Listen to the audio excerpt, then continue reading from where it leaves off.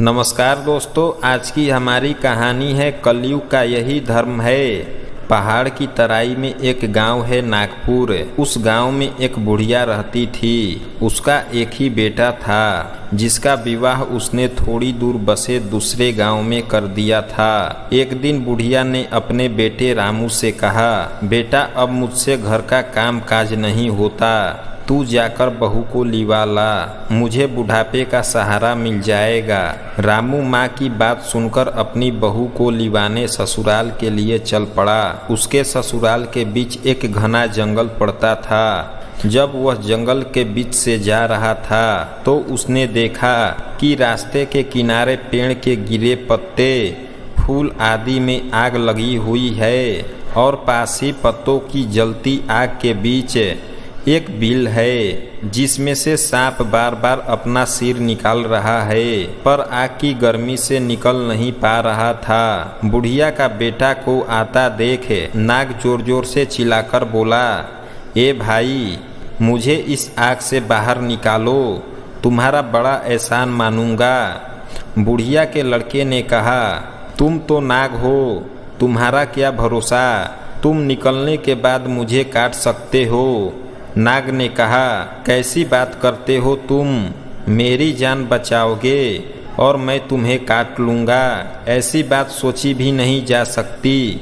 नाग के बार बार आग्रह करने पर लड़के को दया आ गई और उसने लाठी की मदद से नाग को आग से निकाल दिया। नाग जैसे ही आग से बाहर आया उसने लड़के से कहा, अब मैं तुझे काटूंगा।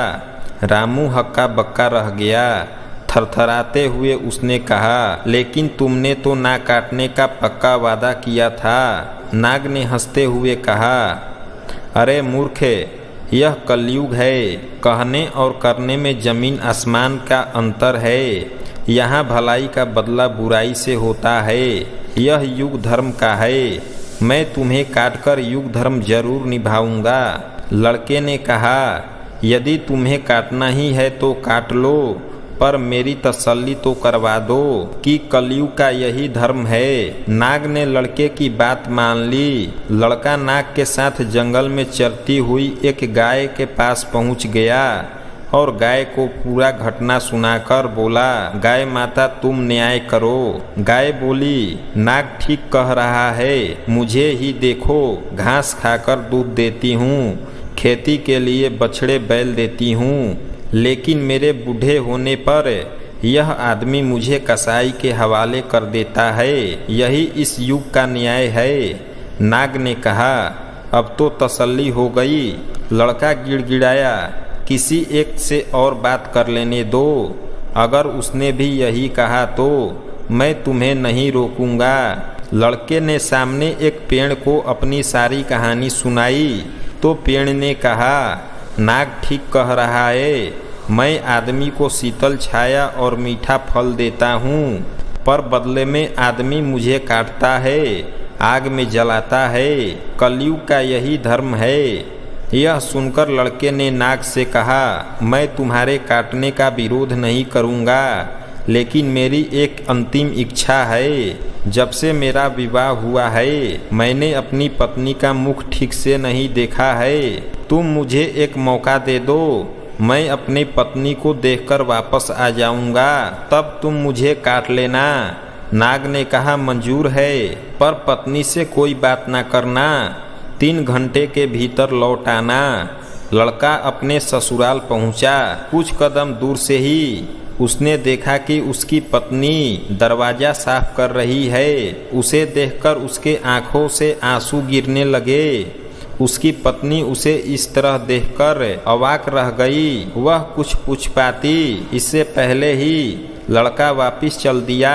पत्नी ने सोचा, जरूर कुछ विपत्ति आई है। वह भी पीछे पीछे चलकर नाग तक पहुंच गई। नाग फुफकारते हुए कहा, मैंने तो तुम्हें पत्नी से बात करने को मना किया था, इसको लेकर क्यों आए हो? इस पर पत्नी ने कहा, इन्होंने मुझसे बात नहीं की, यह बिना कुछ बोले वापस चल दिए तो मैंने इनके पीछे पीछे चल आई। लड़के ने कहा, अब मैं तैयार हूँ, युग धर्म का निर्वाह करो। सांप लड़के को काटने को तैयार हुआ।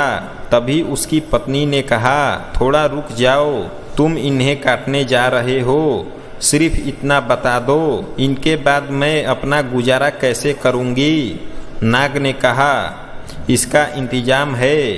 इस बिल में 7 फेरे करके इसे खोदोगी तो तुम्हें सोने से भरे हुए 7 घड़े मिलेंगे। तुम्हारी जिंदगी आराम से गुजर जाएगी। लड़के की पत्नी ने कहा, मैं तुम्हारी बात पर कैसे विश्वास कर लूँ। मेरी तसल्ली के लिए 7 फेरे लेकर बिल खोद लीजिए। नाग लड़की की बात मान गया।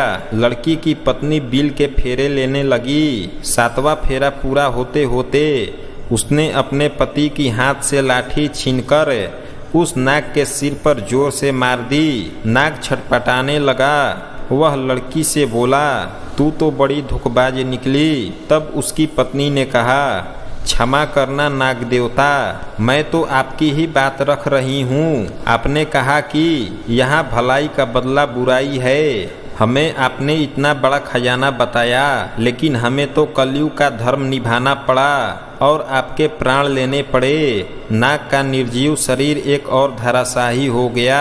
लड़का और उसकी पत्नी खजाना लेकर अपने गांव खुशी खुशी लौट आए।